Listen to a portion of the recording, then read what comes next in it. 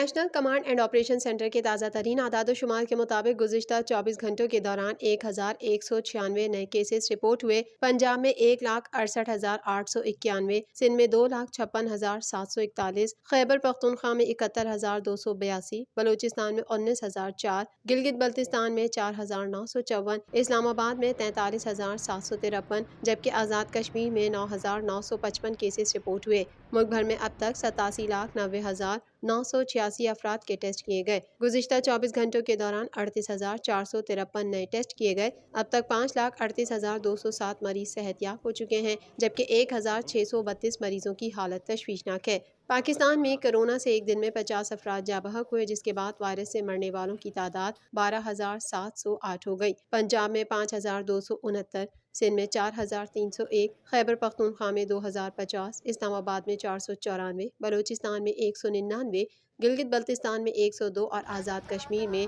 293 مریض جان سے ہاتھ دھو بیٹھے۔